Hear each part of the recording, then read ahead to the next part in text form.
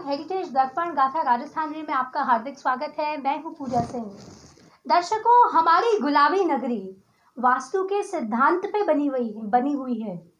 संसार में जयपुर ही एक ऐसा नगर है जिसे नवग्रह के सिद्धांत पे बसाया गया है। दर्शन कैसा था, इसके बारे में हम चर्चा करेंगे। हमारे साथ है जितेंद्र सिंह जी शेखावत, जो कि वरिष्ठ पत्रकार हैं, इतिहासकार हैं। बताइए कि नवग्रह का कैसे सिद्धांत है ये। पूजा सिंह जी, जैसे आपने अभी बताया कि संसार में जयपुर ही एक ऐसा नगर है जिसे नवग्रह के सिद्धांत पर बसाया गया है। वास्तुशिल्प के महाविज्ञानी विद्याधर चक्रवर्ती और मिस्त्री आनंद राम ने सृष्टि के अष्टसिद्धि और नवनिधि के सिद्धांत पर चारों ओर 9 वर्ग मील का परकोटा बनाया। ग्रह कितने हैं? 9।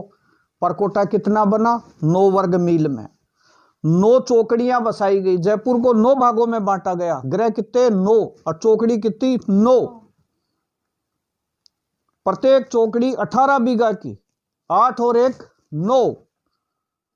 और प्रथम चरण में दुकानों की जो संख्या थी जयपुर की, वो थी 162। 6 2 8 और 1 9।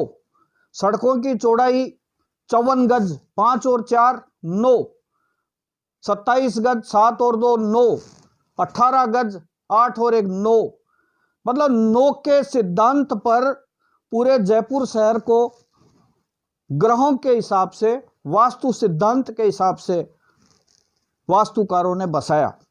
3 प्रमुख देवियां हमारी, उनको कैसे स्थापित किया गया? महाकाली, महालक्ष्मी, महासरस्वती, तीनों को तीनों चौपड़ों पर स्थापित किया गया। महासरस्वती को छोटी चौपड़ पर विराजमान करके और जितने भी विद्वान लोग थे सबको छोटी चौपड़ के पास बसा दिया गया। इसी तरह से महालक्ष्मी को बड़ी चौपड़ के पास में भी, बड़ी चौपड़ पर स्थापित किया गया। और वहां पर महाराजा जय सिंह जी की बेटी विचित्र कंवर है, उसने बाई जी का मंदिर जो लक्ष्मी जी का बनाया है, वो इतना जोरदार मंदिर बनाया द्रविड़ वास्तुशिल्प का कि वहाँ पर साक्षात भगवान विष्णु लक्ष्मी जी के साथ में विराजे हैं। जोरी बाजार नाम रखा और जितने भी व्यापारी पूरी दुनिया से बुलाए थे उन सबको जोरी बाजार और उस इलाके के अंदर की चौकड़ियों के अंदर बसाया गया।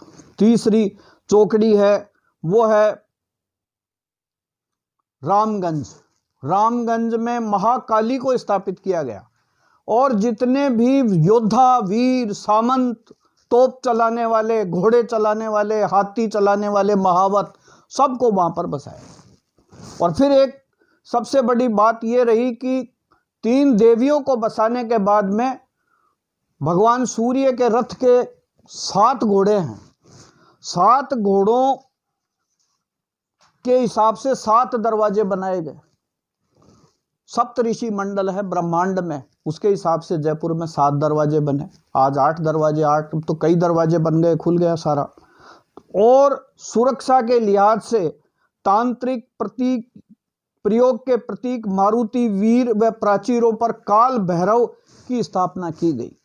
नगर नियोजन में वर्ग और व्रत को महत्व दिया गया। सृष्टि में समय चक्र के द्योतक वृत्ताकार एवं पृथ्वी के मुताबिक 10 लाइन दक्षिण से उत्तर और 10 लाइन पूर्व से पश्चिम तक बनाने वाली वर्गाकार आकृति के सिद्धांत को प्रजा का निवास बनाया गया। चीन के नगरों में गोटाया और बगदाद की तरह वृत्ताकार सिद्धांतों को जनता के निवास के लिए अति उत्तम माना गया। चौकड़ी सहरद को पर्वत का रूप माना गया, सुमेरु माना गया और सुमेरु मान करके वहां महाराजा का सिटी पैलेस बनाया गया। राजगुरु रत्नाकर पौंडरिक, जगन्नाथ सम्राट, दीवान आनंद राम, कवि आत्माराम और विद्याधर चक्रवर्ती जैसे विद्वानों की वास्तु आधार पर नगर बसाने में इन लोगों का बड़ा योगदान रहा। सबसे पहले नगर के सुमेरु चौकड़ी सरहद में राजा का महल बनाया। जैसे मैंने बताया आपको, दीवान आनंद राम की 16 जुलाई 1726 की एक रिपोर्ट है जिसमें यह कहा गया है कि द्रव्यवती नदी की पानी की नहर भी अयोध्या की सरयू नदी की तर्ज पर जयपुर शहर में बहाई गई। नहर के अभी पिछले दिनों सारे अवशेष मेट्रो की खुदाई के दौरान मिले हैं कि जहाँ पर एक घोड़ा आराम से उस सुरंग के अंदर से जा सकता था।